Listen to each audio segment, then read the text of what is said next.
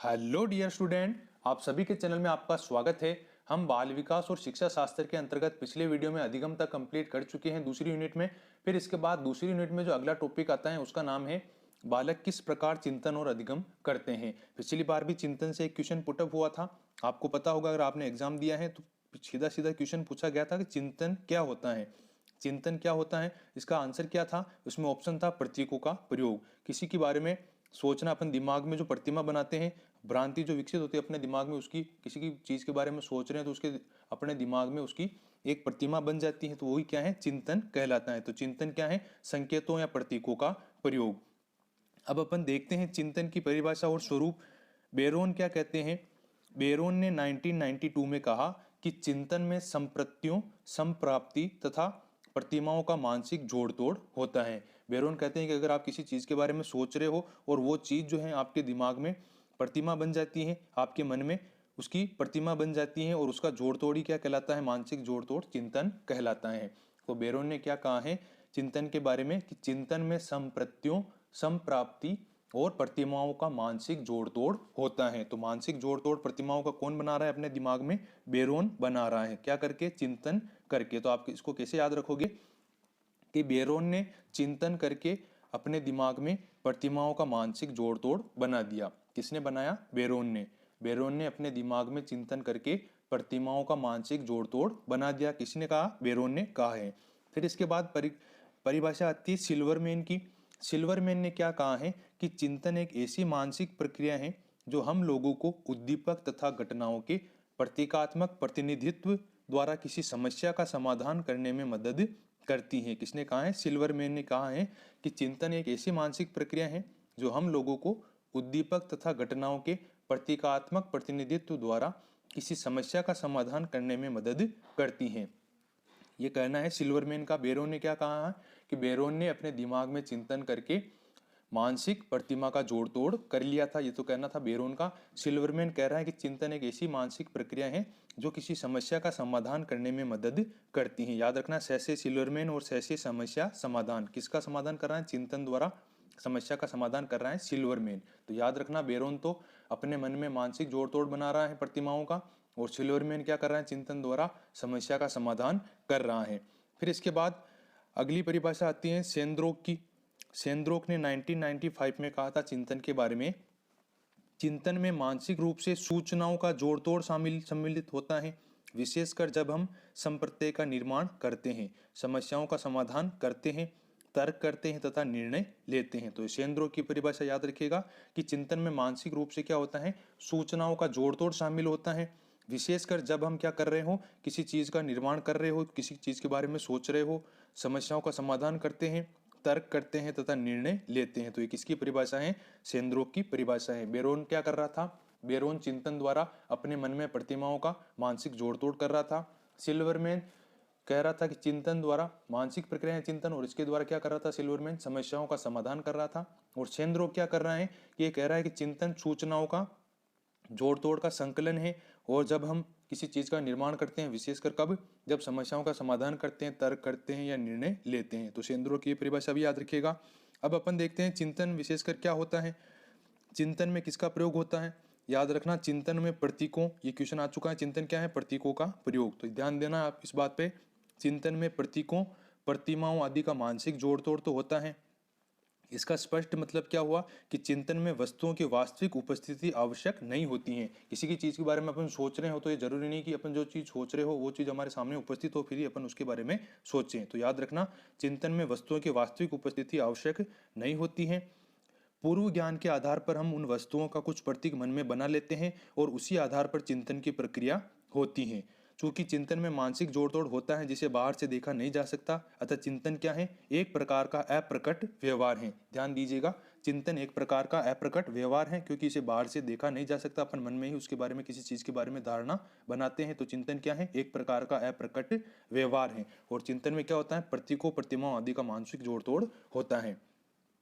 ये तो हो गया एक पॉइंट, चिंतन एक प्रकार का अप्रकट व्यवहार है। दूसरा है चिंतन एक मध्यस्थ प्रक्रिया है। इसका मतलब क्या हुआ कि चिंतन एक ऐसी प्रक्रिया है जो उद्दीपक अर्थात कोई समस्या हो तथा उसके प्रति की गई सही अनुक्रिया अर्थात उसका समाधान हो, तो उनके बीच में होने वाली प्रक्रिया क्या है, चिंतन है। चिंतन एक ऐसी प्रक्रिया जो किसी समस्या तथा उसके बीच की गई समाधान के बीच में होने वाली प्रक्रिया है। इससे स्पष्ट होता है कि चिंतन की प्रक्रिया किसी न किसी समस्या का समाधान होता है। यही कारण है कि चिंतन को कुछ मनोवैज्ञानिकों ने, जैसे विटेकर ने क्या कहा है, समस्या समाधान व्यवहार कहा है। इंपॉर्टेंट है, याद करना, आप लिखना, इसको नोट कर लेना कि चिंतन को समस्या समाधान व्यवहार किसने कहा है, विटेकर ने कहा है। मनोवैज्ञानिक विटेकर ने चिंतन को क्या कहा है, समस्या समाधान व्यवहार कहा है। याद रखना, समस्या समाधान व्यवहार करने वाले कौन है, चिंतन को विटेकर। अब अपन देखते हैं चिंतन के प्रकार के बारे में। मनोवैज्ञानिकों ने चिंतन को कई भागों में बांटा है। जिक्बार्डो तथा रुक ने 1977 में चिंतन को दो भागों में बांटा था। याद रखना, जिक्बार्डो तथा रुक ने 1977 में चिंतन को दो भागों में बांटा है। पहला है स्वली चिंतन और दूसरा है यथार्थवादी चिंतन। स्वली चिंतन क्या होता है? स्वली चिंतन वैसे चिंतन को कहा जाता है जिसमें व्यक्ति अपनी काल्पनिक विचारों और इच्छाओं की अभिव्यक्ति करता है। अपनी काल्पनिक विचारों और इच्छाओं को जो अभिव्यक्त करता है व्यक्ति, तो वो कौन सा चिंतन कहलाता है? स्वली चिंतन कहलाता है। स्वप्न, स्वप्न चित्र तथा अभिलाषा आदि सभी स्वली चिंतन के उदाहरण हैं। यदि कोई छात्र कल्पना करता है कि पढ़ाई खत्म करने के बाद वह एक बड़ा ऑफिसर बनेगा, उसके पास एक सुंदर बंगला होगा जिसमें एक चमचमाती कार होगी और उस कार में वह अपने सुंदर बीबी के साथ बैठकर शेयर करेगा, तो ये किस प्रकार का चिंतन होगा? स्वली चिंतन का उदाहरण होगा। अपने बारे में ही चिंतन करना, कल्पना करना, तो किस प्रकार का चिंतन? स्वली चिंतन। इस तरह के चिंतन की खास विशेषता यह है कि इससे किसी समस्या का समाधान नहीं होता। स्वली चिंतन की विशेषता क्या है कि वो व्यक्ति खुद के बारे में सोचेगा और अपने आप में चिंतन करेगा, तो इससे किसी समस्या का समाधान नहीं होगा। दूसरा है यथार्थवादी चिंतन। यथार्थवादी चिंतन किसे कहा जाता है? जिसका संबंध वास्तविकता से हो, यथार्थ से हो। यथार्थ यानी वास्तविक, तो यथार्थवादी चिंतन का मतलब क्या हुआ? जिसका संबंध वास्तविकता से हो और इसके सारे व्यक्ति किसी समस्या का समाधान कर पाता है। उदाहरण के रूप में देखें कि यदि कोई व्यक्ति कार में बैठकर सफर कर रहा है और कार अचानक रुक जाती है, ऐसी समस्या के उत्पन्न होने पर व्यक्ति तरह तरह की बातें सोचना प्रारंभ कर देता है, जैसे कहीं पेट्रोल तो खत्म नहीं हो गया, कहीं इंजन में तो कोई खराबी नहीं आ गई, कहीं टायर तो पंचर नहीं हो गया आदि। इस प्रकार वास्तविक स्थिति में वो सोचता है और उससे किसी समस्या का समाधान निकाला जा सकता है। और ये किसके उदाहरण है? यथार्थवादी चिंतन के उदाहरण है। ये तो हो गया चिंतन के प्रकार, स्वली चिंतन और यथार्थवादी चिंतन। किसने बताए थे? जिग्बार्डो तथा रुक ने। अब अपन बात करते हैं यथार्थवादी चिंतन को कितने भागों में बांटा गया है। तो मनोवैज्ञानिकों ने यथार्थवादी चिंतन को 3 भागों में बांटा है: अभिसारी चिंतन, सृजनात्मक चिंतन और आलोचनात्मक चिंतन। ये यथार्थवादी चिंतन के भाग हैं: अभिसारी, सृजनात्मक और आलोचनात्मक। अब अपन देखते हैं, सबसे पहला आता है अभिसारी चिंतन। क्या होता है? अभिसारी चिंतन को निगमनात्मक चिंतन भी कहा जाता है। अभिसारी चिंतन को क्या कहते हैं? निगमनात्मक चिंतन भी कहा जाता है। अभिसारी चिंतन में व्यक्ति दिए गए तथ्यों के आधार पर किसी सही निष्कर्ष पर पहुंचने की कोशिश करता है। उदाहरण के लिए यदि आपसे पूछा जाए कि 5 में 2 गुणा करने पर क्या आएगा, तो इसके उत्तर देने में निहित चिंतन कौन सा होगा? अभिसारी चिंतन का उदाहरण होगा। और अभिसारी चिंतन को क्या कहते हैं? निगमनात्मक चिंतन भी कहते हैं। और इस चिंतन में व्यक्ति क्या होता है? दिए गए तथ्यों के आधार पर किसी सही निष्कर्ष पर पहुंचने का प्रयास करता है। अब इसके बाद आता है सृजनात्मक चिंतन। इस तरह के चिंतन को क्या कहा जाता है? आगमनात्मक चिंतन। निगमनात्मक में तो कोई निष्कर्ष पर पहुंचने का प्रयास कर रहे हैं तथ्यों के आधार पर, और सृजनात्मक में क्या कहा जाता है? आगमनात्मक चिंतन कहा जाता है सृजनात्मक चिंतन को। और सृजनात्मक चिंतन में क्या होता है? व्यक्ति दिए गए तथ्यों में अपनी ओर से तथ्य न जोड़कर एक निश्चित निष्कर्ष पर पहुंचता है। जब तक व्यक्ति नए तथ्यों को अपनी ओर से उसमें नहीं जोड़ता है, अर्थात इन तथ्यों का सृजन नहीं करता है, समस्या का समाधान नहीं हो पाता है। जैसे कोई व्यक्ति को कोई तथ्य दिया गया है और उस तथ्य में अगर व्यक्ति जब तक अपना तथ्य नहीं जोड़कर कोई निष्कर्ष पर नहीं पहुंचेगा, तब तक इस समस्या का समाधान नहीं होगा। अब आप देखिए उदाहरण के रूप में, यदि किसी व्यक्ति से कलम का असाधारण उपयोग बतलाने को कहा जाए, कलम का, पेन का असाधारण उपयोग बतलाने को कहा जाए, तो वह व्यक्ति चिंतन करके अपनी ओर से कुछ असाधारण बातें कलम के बारे में बताएगा। इस तरह के चिंतन को क्या कहा जाता है? सृजनात्मक या मौलिक चिंतन कहा जाता है। कलम के बारे में कहा, भी कलम के बारे में अच्छी अच्छी बातें बताओ, तो वो क्या बताएगा? अपने बारे में पहले कलम के बारे में सोचेगा और कलम अपनी तरफ से कलम के बारे में कुछ बातें कहेगा। तो ये किस प्रकार का चिंतन हो गया? सृजनात्मक चिंतन। और इसे क्या कहा जाता है? आगमनात्मक चिंतन भी कहा जाता है। अब जैसे कलम का साधारण उपयोग तो लिखने में होता है, लेकिन इसका असाधारण उपयोग क्या हो सकता है? तो वो थोड़ा सोचेगा। इस प्रकार सोचने से जो उस पेन के बारे में अपनी तरफ से कुछ अलग राय बनाएगा, अलग राय बताएगा, तो वो किस प्रकार का चिंतन होगा? मौलिक चिंतन होगा, सृजनात्मक चिंतन होगा। और इसको क्या कहेंगे? आगमनात्मक चिंतन। ऐसी चिंतन द्वारा जिस समस्या का समाधान होता है उसका कोई एक निश्चित उत्तर नहीं होता है, वो अपनी तरफ से भी कहीं उत्तर बता सकता है उसके बारे में। फिर तीसरा प्रकार आता है यथार्थवादी चिंतन का, आलोचनात्मक चिंतन। आलोचनात्मक चिंतन में व्यक्ति किसी वस्तु घटना या तथ्य की सच्चाई को स्वीकार करने से पहले उसके गुण दोषों की परख कर लेता है। नाम से स्पष्ट है, आलोचनात्मक यानी आलोचना करना, किसी चीज के बारे में निष्कर्ष निकालना अच्छी है या बुरी। तो इस तरह के चिंतन में व्यक्ति किसी वस्तु, घटना या तथ्य की सच्चाई को स्वीकार करने से पहले पहले उसके गुण दोषों को जांचता है। हमारे समाज में कुछ व्यक्ति तो ऐसे होते हैं जिन्हें किसी घटना या वस्तु के बारे में जो कुछ भी कहा जाता है वे उसे सही समझ लेते हैं, मान लेते हैं। तब ऐसा कहा जाता है कि इस तरह के व्यक्ति में आलोचनात्मक चिंतन की शक्ति कम है। दूसरी तरफ कुछ व्यक्ति ऐसे भी होते हैं जिन्हें कुछ घटना या वस्तु के बारे में कहा जाए तो वे इसका गुण दोष परखने लगते हैं और तब उसे सही या गलत मानते हैं। और व्यक्ति में इस तरह के चिंतन को क्या कहा जाता है? आलोचनात्मक चिंतन कहा जाता है। अब अपन बात करते हैं चिंतन के मूल तत्वों के बारे में कि चिंतन के कौन कौन से मूल तत्व होते हैं। चिंतन क्या होता है? हमारे अंदर पहले से विद्यमान ज्ञान पर चिंतन निर्भर करता है। ऐसे ज्ञान का प्रतिनिधित्व मानसिक प्रतिमा या शब्द के रूप में निरूपित होता है। लोग जो होते हैं ये प्राय मानसिक प्रतिमा या शब्द के माध्यम से सोचते हैं। जैसे कि हम रेल मार्ग से या उस स्थान की यात्रा कर रहे हैं जहां हम पहले गए थे। हम मार्ग और अन्य जगहों के दृष्टि प्रतिनिधान का उपयोग करेंगे कि अब जब पहली बार मैं यहाँ आया था तब यहाँ पर ये बना हुआ था, वो बना हुआ था। सर्वप्रथम हम मानसिक प्रतिमा पर विचार करेंगे और फिर मानव चिंतन के आधार के रूप में संपत्तियों का वर्णन करते हैं। अब देखिए आप, चिंतन के मूल तत्व क्या होते हैं। सबसे पहला आता है मानसिक प्रतिमा। चिंतन में प्रतिमा का अधिक महत्व है। सबसे पहले मूल तत्व कौन सा है? मानसिक प्रतिमा। और चिंतन में किसका अधिक महत्व है? प्रतिमा का अधिक महत्व है। जब भी हम किसी समस्या का समाधान करते हैं तो पिछली अनुभूतियों कुछ प्रतिमा के रूप में आकर या उसके समाधान में मदद करती हैं या बाधा पहुंचाती हैं। अब अपन बात करते हैं कि प्रतिमा किसे कहते हैं। तो मॉर्गन, किंग तथा रॉबिन्सन ने 1981 में बताया कि पिछली अनुभूतियों की कुछ विशेषताओं के पृथक्करण को प्रतिमा कहा जाता है। जो पिछली अनुभूतियां हैं उसकी कुछ विशेषताएं जो होती हैं वो अलग रूप से क्या कहलाती है? प्रतिमा कहलाती है। जैसे अपन कहीं घूमने गए थे तो दोबारा जब वापस जाते हैं तो उस मार्ग में आने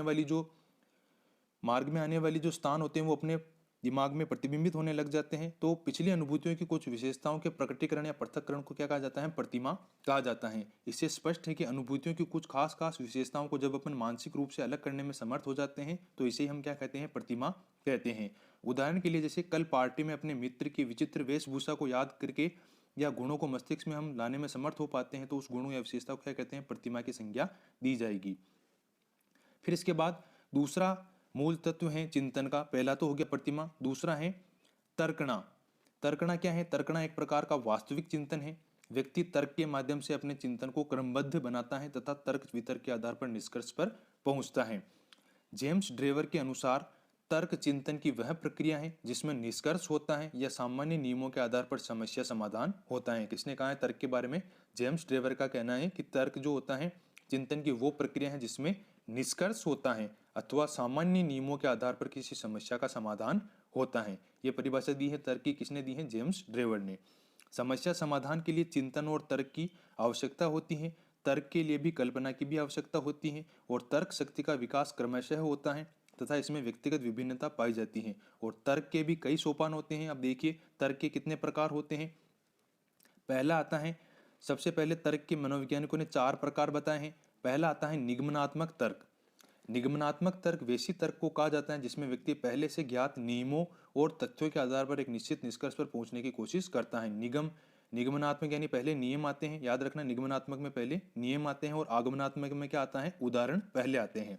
तो निगमनात्मक तर्क के बारे में क्या कहा जाता है कि जिसमें व्यक्ति पहले से ज्ञात नियमों और तथ्यों के आधार पर निष्कर्ष पर पहुंचने का प्रयास करता है उसे क्या कहा जाता है? निगमनात्मक तर्क कहा जाता है। फिर इसके बाद आता है आगमनात्मक तर्क। आगमनात्मक तर्क में व्यक्ति दिए गए तथ्यों में अपनी ओर से नए तथ्यों को जोड़कर एक निश्चित निष्कर्ष पर पहुंचता है। उसी प्रकार का है जिसमें अपन ने पढ़ा था अभी सृजनात्मक चिंतन में। फिर इसके बाद रुक ने परिभाषा दी है। रुक ने किसकी परिभाषा दी है? आगमनात्मक तर्कना की, कि आगमनात्मक चिंतन में चिंतक अपनी कल्पना के आधार पर कुछ ऐसी चीजों को जोड़ता है जो प्रस्तुत आंकड़ों से सीधे ज्ञात नहीं किए जा सकते। रुक ने कहा है कि आगमनात्मक चिंतन में चिंतक अपनी कल्पना के आधार पर कुछ ऐसी चीजों को जोड़ता है जो कि सीधे आंकड़ों से ज्ञात नहीं की जा सकते। रुक और जैक बार्डो ने चिंतन के 2 प्रकार बताए थे, स्वलीय चिंतन और यथार्थवादी चिंतन।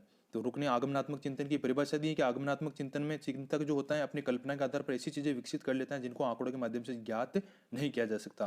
फिर अगला तर्क आता है आलोचनात्मक तर्क। इस प्रकार के तर्क में व्यक्ति किसी वस्तु घटना के बारे में सोचते समय या किसी समस्या का समाधान करते समय प्रत्येक उपायों के गुण दोषों की परख कर लेता है। ये अपन ने ऊपर पढ़ लिया था, इसी प्रकार का है ये। तर्क के कितने प्रकार? निगमनात्मक तर्क, आगमनात्मक तर्क, आलोचनात्मक तर्क और अंतिम आता है सादृश्यवाची तर्क। ये क्या होता है? इस तरह के तर्क में उपमा के आधार पर तर्क वितर्क करते हुए चिंतक किसी निष्कर्ष पर पहुंचता है। जैसे शिक्षक छात्र से प्रश्न पूछते हैं कि रानी लक्ष्मीबाई राणा प्रताप के समान एक वीरांगना कैसी थी। इस समस्या के समाधान के लिए छात्र यह सोच सकता है कि रानी लक्ष्मीबाई ने अंग्रेजों से हार नहीं मानी थी और ठीक उसी तरह राणा प्रताप ने भी सम्राट अकबर से हार स्वीकार करना अपने मन के खिलाफ समझा था। सचमुच राणा प्रताप जैसे वीर पुरुष के समान ही रानी लक्ष्मीबाई भी एक मशहूर वीरांगना थी। इस तरह के चिंतन को क्या कहा जाता है? सादृश्यवाची तर्कना कहा जाता है। फिर अपन बात करते हैं निर्णयन की। निर्णयन क्या होता है? निर्णयन एक तरह का समस्या समाधान व्यवहार होता है जिसमें व्यक्ति के सामने कई विकल्प होते हैं जिनमें से उसे किसी एक को चुनना होता है। निर्णय प्रक्रिया की कुछ परिभाषाएं मनोवैज्ञानिकों द्वारा दी गई हैं। सेंट्रोक कहते हैं कि निर्णयन में विकल्पों का मूल्यांकन किया जाता है और उनमें कुछ को चुन लिया जाता है। सेंट्रोक कहते हैं कि निर्णयन में क्या होता है? विकल्पों का मूल्यांकन किया जाता है, विकल्प दिए हुए होते हैं आपको और उन विकल्पों में से आपके द्वारा किसी को चुन लिया जाता है। मॉर्गन किंग विस्प और स्कोपलर ने 1986 में कहा कि निर्णयन एक तरह का समस्या समाधान है जिसमें हम लोगों को कई विकल्प दिए जाते हैं जिसमें से हम लोगों को चुनना होता है। फिर इसके बाद अपन बात करते हैं समस्या समाधान टॉपिक की। समस्या समाधान होता क्या है? ये एक प्रकार का संज्ञानात्मक व्यवहार है और इस समस्या समाधान किस वक्त आवश्यक हो जाता है? जब व्यक्ति किसी लक्ष्य पर पहुंचना चाहता है लेकिन लक्ष्य आसानी से उपलब्ध नहीं होता। जब लक्ष्य हमें आसानी से उपलब्ध नहीं होता है तो कोई समस्या उत्पन्न नहीं होती है। समस्या उत्पन्न हो जाती है अगर लक्ष्य आसानी से उपलब्ध नहीं होता है तो, लेकिन जब लक्ष्य आसानी से उपलब्ध हो जाए तो कोई समस्या ही उत्पन्न नहीं होगी, तब समस्या समाधान का प्रश्न ही नहीं उठता है। फिर अपन देखते हैं कि समस्या समाधान की परिभाषा में बेरोन ने क्या कहा है। बेरोन कहते हैं कि समस्या समाधान में विभिन्न अनुक्रियाओं को करने या उनमें से चुनने का प्रयास सम्मिलित होता है ताकि वांछित लक्ष्यों की प्राप्ति की जा सके। किसने कहा है? बेरोन ने। बेरोन कहता है कि समस्या समाधान में विभिन्न क्रियाओं को करने या उनमें से चुनने का प्रयास शामिल होता है ताकि निश्चित लक्ष्य की प्राप्ति की जा सके। फिर कहता है मेटलिन। मेटलिन कहता है कि समस्या समाधान के 3 महत्वपूर्ण पहलू हैं।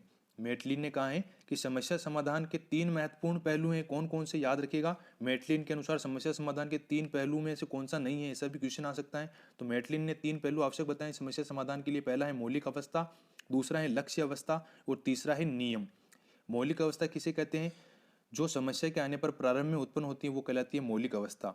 लक्ष्य अवस्था वो होती है जो लक्ष्य पर पहुंचने के बाद उत्पन्न होती है। फिर आता है नियम।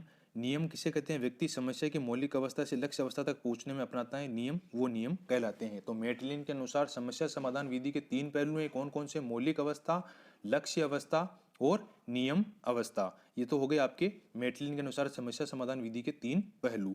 अब इसके बाद आता है समस्या समाधान की विधियां क्या क्या हैं। किसी समस्या को समाधान करने के लिए कई तरह की विधियां अपनाई जाती हैं, लेकिन 2 विधियां ऐसी हैं जो काफ़ी उपयोग में लाई जाती हैं। पहली है यादृच्छिक अन्वेषण विधि और दूसरी है स्वतः शोध अन्वेषण विधि। पहली आती है यादृच्छिक अन्वेषण विधि। इस विधि में व्यक्ति समस्या के समाधान के लिए प्रयत्न और त्रुटि उपायों का सहारा लेता है। यादृच्छिक अन्वेषण विधि में क्या करता है? व्यक्ति समस्या समाधान के लिए प्रयत्न और त्रुटि का सहारा लेता है। दूसरे शब्दों में समस्या समाधान के लिए वह एक तरह से यादृच्छिक अन्वेषण करता है जो 2 प्रकार का होता है, अक्रमबद्ध यादृच्छिक अन्वेषण और क्रमबद्ध यादृच्छिक अन्वेषण। दूसरा है स्वतः शोध अन्वेषण विधि। इस विधि में व्यक्ति समस्या का समाधान करने के लिए सभी विकल्पों को नहीं ढूंढता है बल्कि सिर्फ उन विकल्पों का चयन करता है जिनमें समस्या समाधान करने की कोशिश करता है जो उन्हें उसे संगत प्रतीत होते हैं। और स्वतः शोधन अन्वेषण विधि के तहत आने वाली 3 प्रविधियों का वर्णन किया जाता है, साधन साध्य विश्लेषण, पश्चिगामी अन्वेषण और योजक विधि। ये है स्वतः शोधन अन्वेषण विधि के तहत 3 आने वाली प्रविधियों का वर्णन। ये आपका हो गया टॉपिक बालक किस प्रकार चिंतन अधिगम करते हैं, समस्या समाधान। अगले वीडियो में अपन पढ़ेंगे अभिप्रेरणा और अधिगम के अभिप्रेत। अगर आपको वीडियो पसंद आया तो लाइक जरूर कीजिएगा और अगर चैनल पर नए हैं तो सब्सक्राइब जरूर कीजिएगा। मिलते हैं अगले वीडियो में नए टॉपिक के साथ।